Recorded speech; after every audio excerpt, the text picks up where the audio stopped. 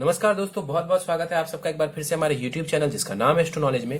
दोस्तों, आज की इस वीडियो में हम एक 27 वर्ष युवक की कुंडली का विश्लेषण करने वाले हैं, जिन्होंने अपने बर्थ डिटेल्स मेरे साथ शेयर किए हैं और एस्ट्रोलॉजी के माध्यम से ये अपने जीवन से जुड़े हुए कुछ महत्वपूर्ण प्रश्नों के उत्तर जानना चाहते हैं। तो निश्चित ही आज इस वीडियो में मैं इनके द्वारा पूछे गए सभी प्रश्नों का उत्तर दूंगा और साथ ही साथ इनकी कुंडली का पूर्ण विश्लेषण भी करूंगा। दोस्तों, वीडियो को शुरू करने से पहले हर बार की तरह आप सबसे निवेदन है, यदि अभी तक आपने हमारे YouTube चैनल एस्ट्रो नॉलेज को सब्सक्राइब नहीं किया है तो आप प्लीज इसे सब्सक्राइब कर दें और बेल आइकन को दबाना ना भूलें। साथ ही साथ दोस्तों, यदि आप सब इसी प्रकार अपनी कुंडली का विश्लेषण करवाना चाहते हैं या फिर मुझसे संपर्क करना चाहते हैं तो स्क्रीन पर फ्लैश हो रहे व्हाट्सएप नंबर के ऊपर आप मुझसे संपर्क कर सकते हैं और ज्यादा जानकारी के लिए आप नीचे डिस्क्रिप्शन बॉक्स को भी चेक कर सकते हैं। चलिए वापस आते इस विश्लेषण के वीडियो के ऊपर और मैं आप सबों के समक्ष इनके कुछ प्रश्नों को रख देता हूं। इन्होंने पूछा है कि मेरे लिए बेस्ट फील्ड कौन सा है गवर्नमेंट जॉब अथवा बिजनेस करने के लिए। गवर्नमेंट जॉब यदि करना चाहूं तो कब तक मिल सकती है मुझे। और इसके बाद कहते हैं कि बिजनेस मेरा कब चमकेगा, कितना धन लाभ देगा, बिजनेस पार्टनरशिप में कैसा चलेगा। 2019 में मैंने बिजनेस स्टार्ट किया है। और साथ ही साथ कहते हैं कि बिजनेस की फील्ड में मैं 2013 से ही हूं, ठीक ठाक सा काम चलता है, मार्केटिंग का फील्ड है। प्रॉपर्टी, स्वास्थ्य, विवाह और भी कई सारे प्रश्न इन्होंने इन चीजों को लेकर के पूछे हैं। चलिए उन सभी का एक एक करके हम आखिरी में उत्तर देंगे। सीधे इनकी लग्न कुंडली के ऊपर चलते हैं। इनकी लग्न कुंडली हमारे समक्ष है और वो प्रारंभ होती है 10 नंबर से। 10 नंबर यानी कि मकर राशि इनके लग्न में आ रही है। तो ये जो जातक है ये मकर लग्न का है और मकर लग्न यानी कि शनि के द्वारा आधिपत्य किया जाने वाला लग्न। चंद्रमा देखा जाए वो मीन राशि में है, तो जातक मकर लग्न और मीन राशि का बनता है। यहां पर मकर लग्न के लोग कैसे होते हैं तो बहुत ही डिसिप्लिन्ड होते हैं, आमतौर पर डिसिप्लिन्ड होते हैं। शनि का ये लग्न बनता है, मेहनती होते हैं, मेहनत के बलबूते पर जीवन में आगे बढ़ते हैं। थोड़ा इनिशियली संघर्ष रहता है लेकिन आगे जाकर के जीवन में अच्छा लाभ ये कमा पाते हैं। यहां पर देखा जाए शनिदेव लग्नेश होकर के द्वितीय भाव में जाकर के शनि बैठा हुआ है, बहुत जबरदस्त स्थिति है। एक प्रकार से धनयोग यहां पर बन रहा है क्योंकि लग्नेश शरीर भाव का स्वामी ग्रह जाकर के द्वितीय भाव में बैठा हुआ है। अपने मेहनत, पराक्रम और परिश्रम से जो है आप धन अर्जित करने वाले होंगे। लग्न का मान 16 डिग्री का है, लग्न के पास बलाबल बहुत अच्छा है। द्वितीय भाव पर चले तो शनि 1 डिग्री के शनि है, अपनी ही राशि में मूल त्रिकोण राशि में बैठा हुआ है, बहुत जबरदस्त स्थिति है। लेकिन ये शनि बाल अवस्था का है, 1 डिग्री का है, इसको पावर देना जरूरी है। यदि शनि को पावर देंगे, इनको दृष्टि का बल मिलेगा, काफी हद तक यहां पर स्थिति बेहतर होती चली जाएगी आपके लिए। यहां पर देखा जाए शनिदेव धन भाव में, धनेश धन भाव में बैठा हुआ है। क्या लाभ दे जाएगा? कहीं ना कहीं आप अपनी वाणी से लाभ उठा सकते हैं, वाणी से धन का लाभ उठा सकते हैं। कहीं ना कहीं आप चाहें तो पैतृक संपत्ति से लाभ उठा सकते हैं अपने जीवन में। यहां पर बैठ करके शनि देवता जो है तीसरी दृष्टि से चतुर्थ भाव को देखेंगे, सुखों में थोड़ी सी परेशानी कर देंगे। कहीं ना कहीं कलह की स्थिति घर में देखने को मिल सकती है। प्रॉपर्टी वगैरह लेना चाहते हैं, सब कुछ देंगे लेकिन थोड़े विलंब से, क्योंकि इनकी नीच की दृष्टि चतुर्थ भाव के ऊपर पड़ रही है। माता के स्वास्थ्य का भी आपको ध्यान रखना चाहिए। यहां पर देखा जाए शनि की दृष्टि जो कुंडली के अष्टम स्थान के ऊपर जाएगी, ये इनकी मित्रवत दृष्टि नहीं होगी, शत्रु दृष्टि होगी। तो हो सकता है ससुराल पक्ष के साथ थोड़े मतभेद और क्लेश करवा दें और अचानक से छोटे मोटे लॉस करवा दें। लेकिन शनि इस कुंडली में योग कारक ग्रह है, याद रखिएगा, तो वो बहुत बुरा नहीं करेगा। दूसरा, 1 डिग्री का शनि है। मैंने आपको बताया कि इसके पास ये बाल अवस्था का है तो दृष्टि का बल ना के बराबर होगा। मैं समझाने के लिए आपको बता रहा हूं दृष्टि के बारे में। शनि की जो दसम दृष्टि है वो कुंडली के लाभ स्थान के ऊपर जाएगी।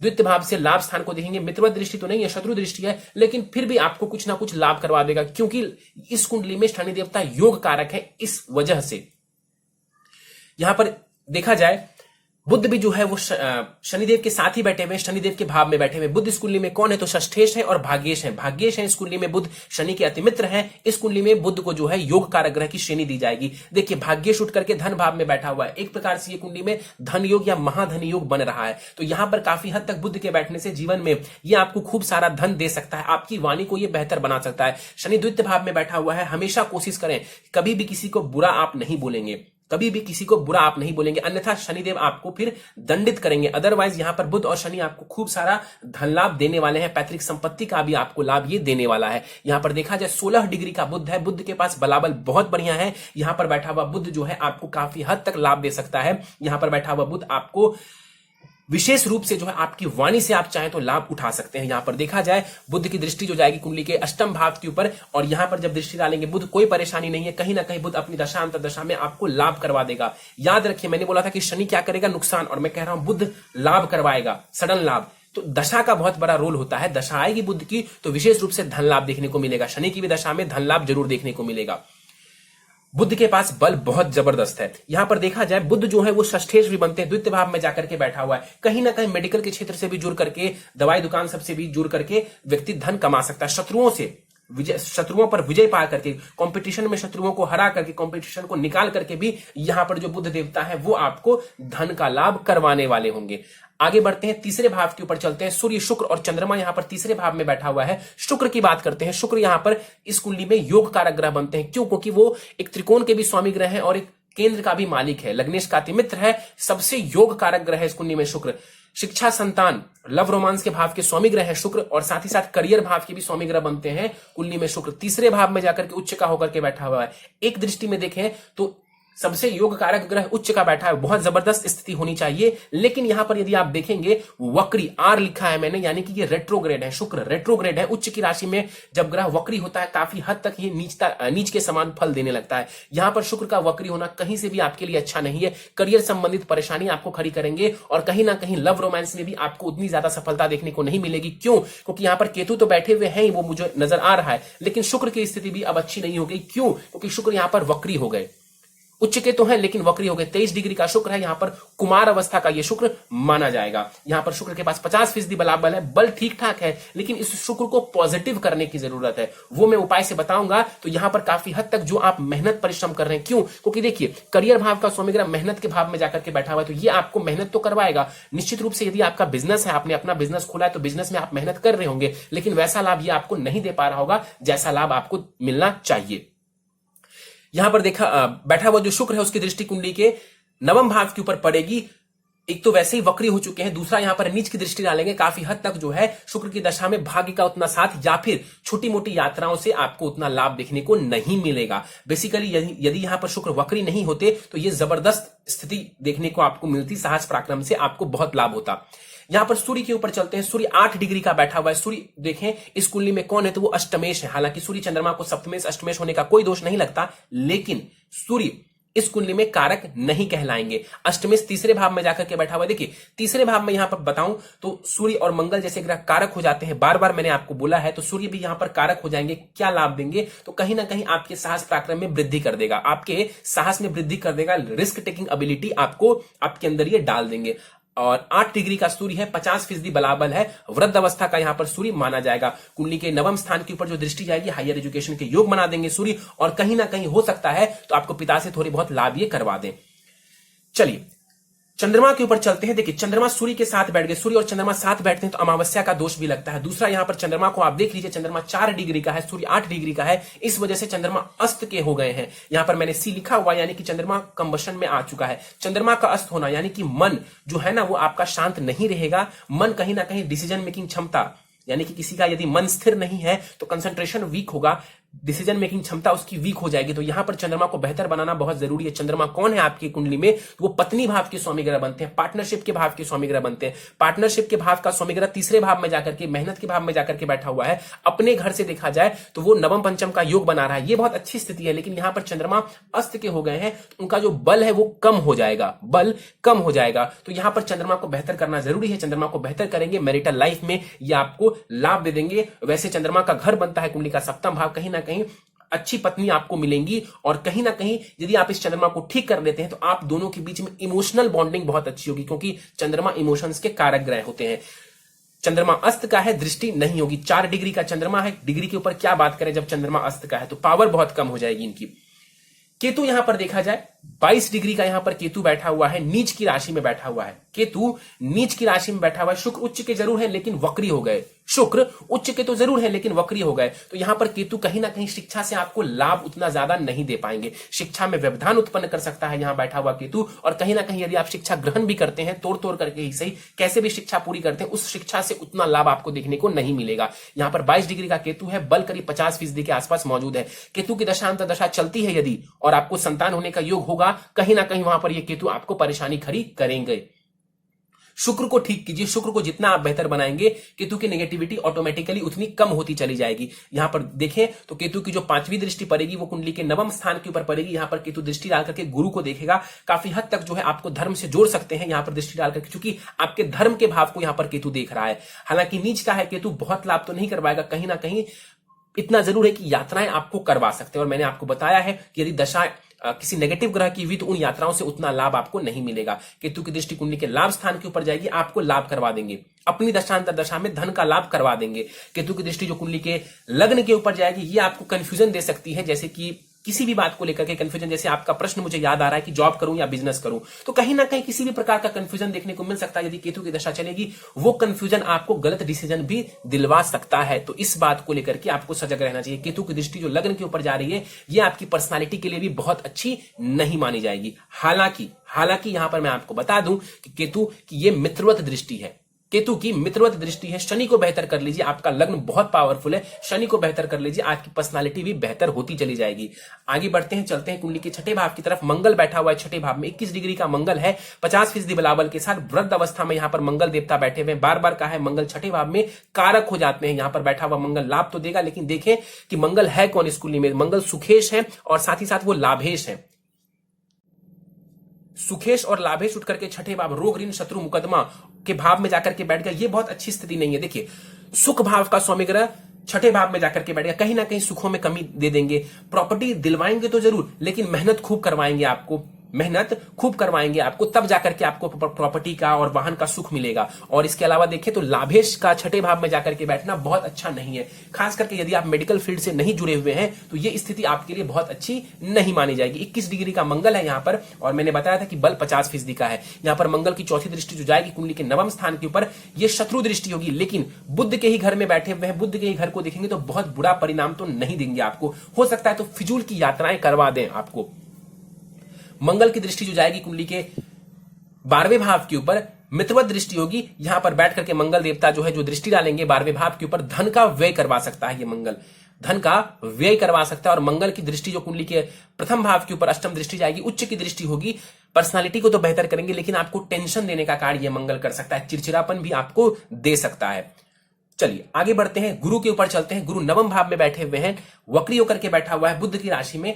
गुरु नवम भाव में जो है आपके भाग्य में कोई कमी नहीं करेंगे। गुरु इस कुंडली में कौन है, तो वो तृतीयेश है, और साथ ही साथ जो है वो द्वादशेश है। इस कुंडली में गुरु कहीं से भी कारक नहीं है, भाग्य भाव में बैठा हुआ है। हाँ, इतना जरूर मैं बोलूंगा कि वक्री है गुरु, तो यहां पर काफी हद तक जो है आपको थोड़ा सा इनकी जो पॉजिटिविटी है, थोड़ी सी पॉजिटिविटी कम हो जाएगी। लेकिन ऐसा नहीं है कि गुरु यहां पर आपके भाग्य का साथ आपको नहीं लेने देंगे। हायर एजुकेशन भी आपको दे सकता है गुरु, और काफी हद तक आपको भाग्य का साथ भी मिलेगा। हाँ, इफेक्ट थोड़े से कम हो जाएंगे क्योंकि वक्री है ये। हालांकि यहां पर देखा जाए तो तात्कालिक मैत्री में नहीं है, बुध के साथ तात्कालिक मैत्री में नहीं है, जिस वजह से आपको काफी हद तक बेहतर रिजल्ट ही मिलेंगे। सबसे बड़ी बात यह है कि गुरु इस कुंडली में कारक नहीं है।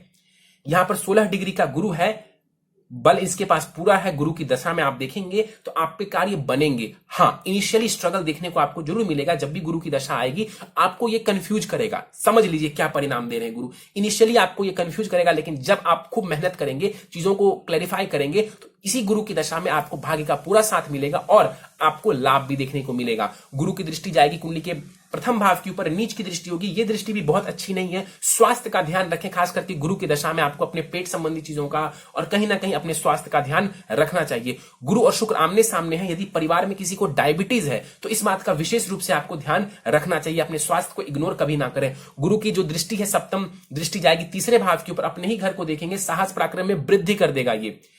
और गुरु की दृष्टि देखा जाए, जो नवम दृष्टि है वो पंचम भाव के ऊपर जाएगी। पंचम भाव के ऊपर दृष्टि डाल करके संतान का सुख देंगे। कहीं से भी ये मत सोचिए कि गुरु कारक नहीं है इस कुंडली में तो अब संतान के सुखों में कमी कर देंगे। नहीं, संतान के सुखों में वृद्धि कर देगा, साथ ही साथ आपको एजुकेशन का भी लाभ दे देगा। क्यों? क्योंकि संतान और शिक्षा का ये नैसर्गिक कारक ग्रह है।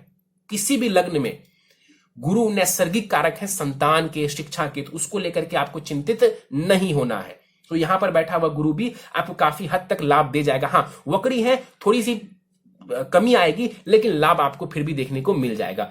आगे बढ़ते हैं, चलते हैं कुंडली के लाभ स्थान की तरफ। राहु देवता लाभ स्थान में बैठे हुए हैं। कैसे बैठे हुए हैं? तो नीच की राशि में 50% बलाबल के साथ राहु बैठा हुआ है नीच की राशि में। मंगल के घर में बैठा हुआ है, मंगल छठे भाव में। यह स्थिति अच्छी नहीं है। जीवन में यदि आप जॉब करें या बिजनेस करें, लाभ तो आपको कमाना ही है जीवन में, चाहे वो मान सम्मान का लाभ हो या धन का लाभ हो। यहां पर राहु का लाभ स्थान में नीच का बैठना ये अच्छा नहीं है, ये कहीं से भी अच्छा नहीं है। राहु 11वें भाव में बहुत अच्छा रिजल्ट देता है, मैंने बार बार बताया, लेकिन नीच का राहु 11वें भाव में अच्छा नहीं माना जाएगा। ये आपके लाभ में, आपके बरकत में कमी कर देंगे। आपका धन भाव बहुत स्ट्रांग है, महाधनी योग है, यदि आपको याद हो मैंने स्टार्टिंग में ही आपको बताया, लेकिन लाभ का भाव जो है वो कमजोर है, आपका नेगेटिव प्रभाव में आ चुका है। राहु की दृष्टि जो आएगी कुंडली के तीसरे भाव के ऊपर, सूर्य चंद्रमा दोनों के ही ऊपर दृष्टि डालेंगे, शत्रु दृष्टि डालेंगे तीसरे भाव के ऊपर, आपके अंदर कंफ्यूजन ये क्रिएट कर सकते हैं, कहीं ना कहीं कॉन्फिडेंस की कमी ये कर सकते हैं, मन को भटका सकते हैं। राहु की दृष्टि पंचम भाव के ऊपर जाएगी, जुगाड़ू बना सकते हैं आपको, जुगाड़ से आपको काम पूरे ये करवा सकते हैं। और राहु की दृष्टि जाएगी कुंडली के सप्तम स्थान के ऊपर, शत्रु दृष्टि होगी, विवाह कुंडली मिलान करके करें, राहु सप्तम भाव के ऊपर दृष्टि डालता है, कहीं ना कहीं वैवाहिक जीवन में ये कलह की स्थिति और परेशानी खड़ी कर सकते हैं। और चंद्रमा आपका ऑलरेडी अस्त है, तो ये बहुत पॉजिटिव नहीं है। चलिए सीधे प्रश्नों पर चलते हैं। उससे पहले दशाओं के ऊपर हम बात कर लें तो दशा जो है आपको अभी मरकरी यानी कि बुध की महादशा चल रही है, बहुत अच्छे ग्रह की महादशा चल रही है। आपको 12 दिसंबर 2027 तक आपको बुध की ही महादशा चलने वाली है। यह समय आपके लिए बहुत अच्छा है। बुध में अभी आपको जो है अंतरदशा चल रही है वो मंगल की चल रही है और ये 9 जून 2020 तक चलेगी। तो 9 जून 2020 तक का समय बहुत अच्छा तो नहीं है आपके लिए, संघर्ष करना पड़ेगा क्योंकि मंगल इस कुंडली में बहुत कारक नहीं है। और दूसरा, बुध में मंगल की जो अंतरदशा होती है वो बहुत अच्छा रिजल्ट नहीं दे जाती है, लेकिन फिर भी ये समय है मेहनत करने का और मेहनत करके आप लाभ कमा सकते हैं। उसके बाद जो राहु की अंतरदशा आएगी वो विशेषकर आपके लाभ में कमी कर देगी, लेकिन फिर भी बुध की महादशा चल रही तो धन तो आप कमाते ही रहेंगे। चलिए सीधे प्रश्नों को लेते हैं। आपने पूछा है बेस्ट फील्ड कौन सा रहेगा मेरे लिए, गवर्नमेंट जॉब या बिजनेस। गवर्नमेंट जॉब मिलेगी तो कब तक मिलेगी? देखिए मुझे पर्सनली ऐसा लगता है कि आपको बिजनेस करना चाहिए। बिजनेस में आप ज्यादा तरक्की कर पाएंगे, बिजनेस में आप ज्यादा तरक्की कर पाएंगे, ऐसा मुझे पर्सनली आपके चार्ट को देख करके नजर आ रहा है। तो आप बिजनेस करिए, आपके लिए बिजनेस करना ज्यादा बेहतर रहेगा। गवर्नमेंट जॉब मिलना आपके लिए कोई, मैं ये नहीं कहता कि मिले या ना मिले, मैं कहता हूं काफी हद तक आपके लिए बिजनेस करना ही सुटेबल है। नंबर 1 प्रायोरिटी आपकी बिजनेस करने की होनी चाहिए। यदि आप जॉब वगैरह भी करना चाहें आप कर सकते हैं। गवर्नमेंट जॉब के योग थोड़े से कमजोर हैं क्योंकि आपके D9 चार्ट में भी देखें तो सूर्य जो है वो गड़बड़ स्थिति में है, वो नीचता की तरफ जा रहे हैं।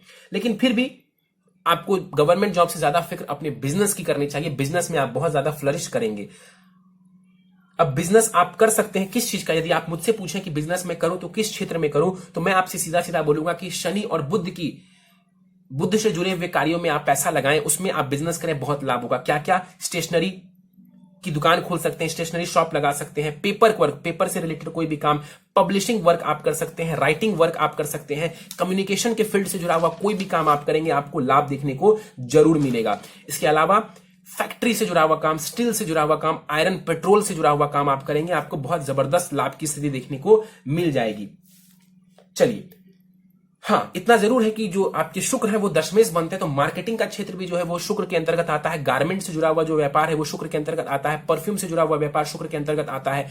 तो काफी हद तक जो है इस क्षेत्र में भी आप जा सकते हैं, लेकिन उसके लिए शुक्र को थोड़ा बेहतर करना आपके लिए जरूरी है। मार्केटिंग का क्षेत्र देखा जाए तो वो बुध के अंतर्गत भी आता है। मार्केटिंग के लिए हम बुध को भी देखते हैं और आपके जो दशमेश है शुक्र, वो भी काफी हद तक इसमें रोल प्ले करता है। बिजनेस कब चमकेगा, कितना धन लाभ देगा? देखिए बुध की दशा चल रही है, धनेश की महादशा आपको चल रही है, तो मुझे लगता है यह समय अच्छा है धन लाभ करने के लिए। यदि आपको लाभ नहीं हो रहा तो उपाय करें। मुझे लगता है यही वो समय है जब आपका बिजनेस फ्लरिश होना चाहिए। निश्चित रूप से ऐसा मत समझिए कि यह समय अच्छा नहीं जा रहा है, समय आपका बहुत अच्छा चल रहा है। बिजनेस पार्टनरशिप में कैसा चलेगा? 2019 में स्टार्ट किया है मैंने। देखिए बिजनेस पार्टनरशिप में करने में कोई परेशानी नहीं है। इमोशनल होकर के बिजनेस आपको नहीं करना है, प्रैक्टिकल होकर के आप बिजनेस करें और साथ ही साथ जो है लीगली सारे काम को पूरे करें। कोई दिक्कत परेशानी आपको पार्टनरशिप में नहीं आएगी। इसके अलावा एक बात मैं आपको और बता दूं, इंडिपेंडेंट बिजनेस यदि आप करते हैं तो आपको ज्यादा लाभ होगा। इंडिपेंडेंट बिजनेस करने से आपको ज्यादा लाभ होगा। आपके अंदर ये कैपेबिलिटी है कि आप अकेले ही बिजनेस चला सकते हैं। आपको किसी की बहुत ज्यादा जरूरत नहीं है कि वो आपकी मदद करे, तभी आप कुछ कर पाएंगे। चलिए, और यदि आपको ऐसा लगता है कि आप नहीं कुछ कर पाएंगे, सूर्य और चंद्रमा, खास करके जो चंद्रमा आपका बेहतर नहीं है, इस वजह से ये परेशानी है। इमोशनली थोड़े से आप वीक हैं, कंसंट्रेशन आपका वीक है। 2013 से बिजनेस में हूं, ठीक ठाक सा बस चल रहा है। मार्केटिंग फील्ड का काम है। देखिए मार्केटिंग फील्ड का काम है, बुध आपको बहुत लाभ दे रहे हैं। शुक्र को बेहतर जरूर करिए, शुक्र को बेहतर करिए, तभी आपको वैसा लाभ देखने को मिलेगा। क्योंकि दुनिया का कोई भी आप कार्य करते हैं तो शुक्र जो है ना वो करियर भाव के स्वामी ग्रह बनते हैं, तो शुक्र को आपको बेहतर करना जरूरी है। और ठीक ठाक सा बस चल रहा है। मुझे लगता है कि ये समय सिर्फ ठीक ठाक चलने वाला नहीं है। इस समय में आपका बिजनेस बहुत अच्छे से फ्लरिश करना चाहिए। यदि नहीं कर रहा है, इसके पीछे कारण है कि शुक्र यहां पर वक्री अवस्था में बैठा हुआ है, तो नीच का परिणाम दे रहा है। ये एक वीक पॉइंट बनती है। प्रॉपर्टी कब बनेगा? मैंने आपको बताया कि प्रॉपर्टी जरूर बनेगा आपको, लेकिन शनि की नीच की दृष्टि जा रही है प्रॉपर्टी के भाव के ऊपर और मंगल छठे भाव में बैठे हुए, ये विलंब कर रहा है, ये थोड़ा स्ट्रगल दे रहा है। लेकिन मुझे फिर भी लगता है कि 2022 के बाद यानी कि 2023 से यदि आप चाहें तो आपको प्रॉपर्टी वगैरह का सुख जरूर देखने को मिलेगा। कब से? तो 2023 से। और इसके बाद आपने पूछा है स्वास्थ्य को लेकर के। देखिए, स्वास्थ्य को लेकर के यदि मैं बात करूं तो काफी हद तक आपको अपने पेट का ध्यान रखना चाहिए, स्किन से जुड़ी हुई चीजों का ध्यान रखना चाहिए। और जब भी मारक ग्रहों की दशा आए, जैसे आपकी कुंडली में राहु केतु इन सब की दशा आए, मंगल की दशा आए, तो उस दौरान आपको विशेष सचेत रहने की जरूरत है। दशा मतलब अंतरदशा भी मैं कह रहा हूं। तो पेट संबंधी चीजों का ध्यान रखें। मंगल छठे भाव में है, चोट चपेट लग सकता है, उसको लेकर के आपको ध्यान रखना चाहिए। ब्लड प्रेशर वगैरह की समस्या भी देखने को मिल सकती है। और मैंने आपको डायबिटीज से बचने के लिए भी कहा है।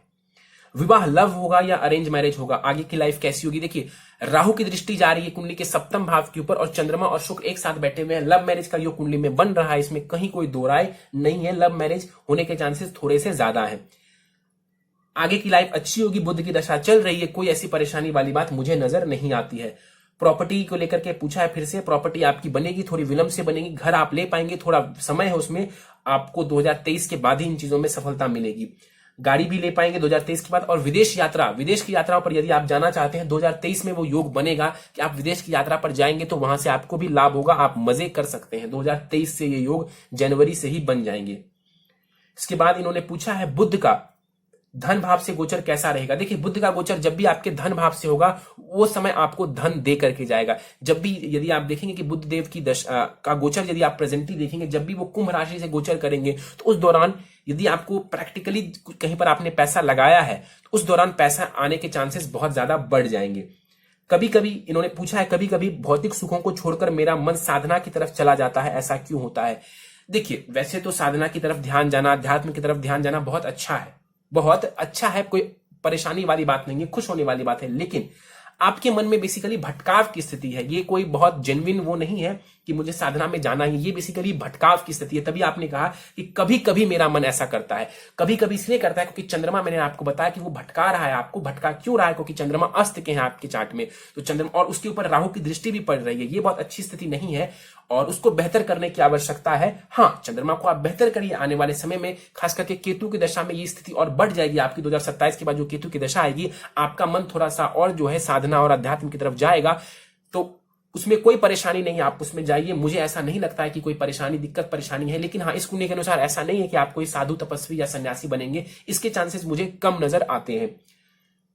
चलिए आगे बढ़ते हैं। आपने पूछा है धन खर्च को कम करने के उपाय। मंगल की दृष्टि जा रही है, मंगल विशेष धन खर्च करवाते हैं, गुरु का घर बनता है और गुरु एक्सपेंशन का कारण है, धन का व्यय तो होगा। और मुझे ऐसा लगता है कि धन खर्च को लेकर के आपको बहुत परेशान होने की आवश्यकता नहीं है, बस आप अपनी आमदनी बढ़ा दें। ये वक्त है आमदनी बढ़ाने का, ना कि ये सोचने का कि धन बहुत ज्यादा खर्च हो रहे हैं। आपका धन भाव बहुत बलवान है, तो धन आगमन के बारे में आप ज्यादा चिंतित रहिए, ना कि धन खर्च होने के बारे में। यदि फिर भी धन बहुत एक्सेस अमाउंट में खर्च हो जाता है, स्वास्थ्य पर खर्च हो जाता है, गलत कामों पर खर्च हो जाता है, तब आपको सोचने की जरूरत है। तब आप गुरु को बेहतर करिए, गुरु के भी उपाय करिए, तब धन खर्च में आपकी कमी आएगी। अदरवाइज बहुत परेशानी मुझे नजर नहीं आती है। अगला प्रश्न है इनका, शनि प्रधान कुंडली में क्या 34 वर्ष के बाद ही सफलता मिलती है? देखिए, ऐसा बिल्कुल नहीं है कि शनि प्रधान कुंडली में 34 वर्ष एक डेडलाइन है और उसके बाद ही सफलता मिलेगी। हाँ, इतना हम जरूर कहते हैं कि 36 वर्ष, 34 नहीं, 36 वर्ष के बाद जो है शनिदेव मैच्योर हो जाते हैं, 35-36 के आसपास।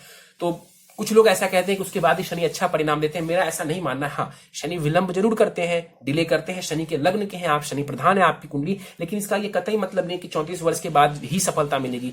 दशा आपकी अच्छी चल रही है, आप मेहनत करिए। मुझे लगता है कि यही जो आने वाला समय है, यही आपको बहुत कुछ दे करके चला जाएगा।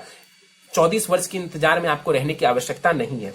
और अगला प्रश्न पूछा है, दशा महादशा कब और कैसी रहेगी? देखिए, दशा आपको फिलहाल मरकरी की चल रही है, दशा धन कमाने की है, मैंने आपको बताया है। इसके अलावा जो केतु की दशा आएगी, केतु की दशा इनिशियली आपको फ्रस्ट्रेशन में डाल सकती है। संतान जो है, यदि संतान का सुख उस दौरान आपको चाहिए, थोड़ी सी संतान के साथ संबंध खराब हो सकते हैं, उनके स्वास्थ्य में परेशानी आ सकती है। लेकिन केतु की दशा भी इतनी खराब नहीं जाएगी। जब अंतरदशाएं बदलेंगी उनके अंदर, तो आपको लाभ की स्थिति देखने को मिलेगी।